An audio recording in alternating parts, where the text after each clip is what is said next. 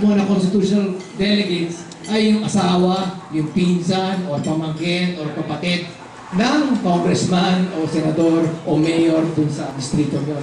So, that is my position po on yung Constitutional Convention, but I think that is the best way to be able to address the infirmities in our existing Constitution. Kaya lang po, do it na after 2010.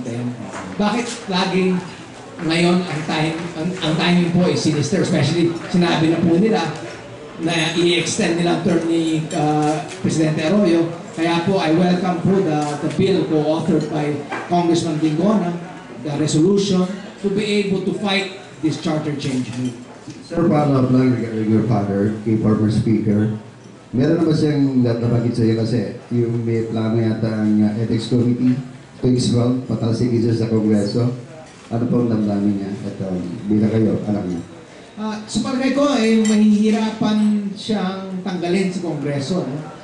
Firstly, siya po ay inelect ng mahigit na 300,000, 400,000 constituents sa 4th District ng Pangasinan. Hindi po papayag ang mga constituents niya sa Pangasinan na patalsikin siya sa Kongreso. Strategy din lang daw kasi yun kasi may plano din daw siyang patalsikin sa lakas CNB. Punahin yun. Palagay ko mahirap siya. Dapat yung pinatalsik siya, dapat pinatalsik na siya dati. Ang ginawa sa kanya, in-elevate pa siya to President of Lakas, President Emeritus. Hindi siya pwedeng tanggalin sa Lakas kasi siya nag-found ng Lakas.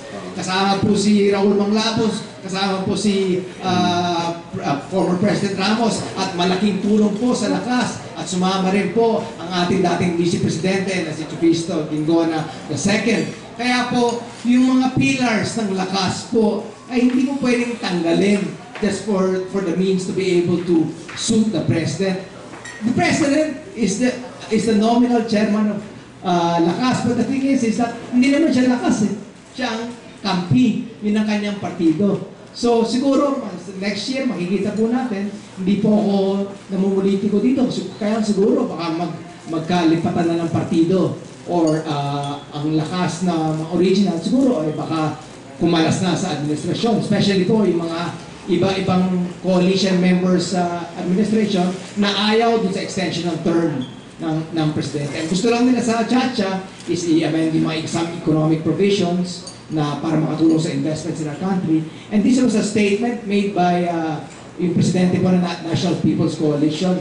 They said they're okay with Chacha, but not with any extension of term of any public official. So siguro para to throw cold water na lang ang Chacha, ay iboto lang na natin on the affirmative yung panukalang batas ni Congressman Dingona against charter change. Okay, let's have, yes, sir.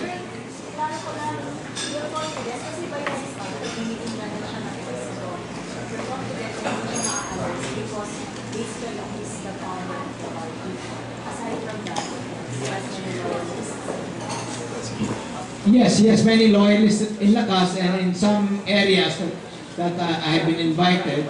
I have been met by leaders of those provinces, congressmen of those provinces, mayors of those provinces, and they have helped me and have encouraged me in my fight and my advocacy to fight corruption. Kaya hindi ko lang pwedeng sabihin ang mga pangalan nila kasi po I don't want them to be put in a situation na matatanggalan uli sila ng pork barrel. Then, pag walang pork barrel, hindi nila masusuportahan ang kanilang distrito.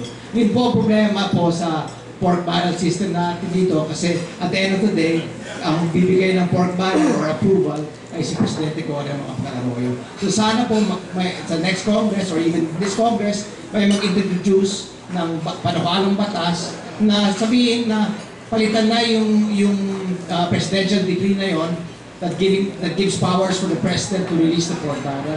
Sa Amerika po, pag sinabi yung pork barrel mo is $2 million as congressman, sigurado makukuha mo yung $2 million na yun at hindi nga kailangan pumunta ng Malacanang at Lumuhod para hingin yung $2 million na yun. Kasama po sa GAA, kasama sa budget, and each congressman I believe is roughly 70 million plus yung pork barrel. Ang laking tulong po yun para sa kanilang constituency.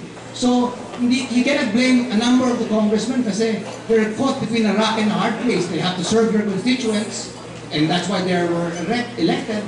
Kaya lang, iniipit naman sila ng presidente. O sige, bibigay ko yung pork barrel mo para umunlad ang distrito mo, kaya lang suportahan mo ko sa aking mga gawain. Yun po ang problema.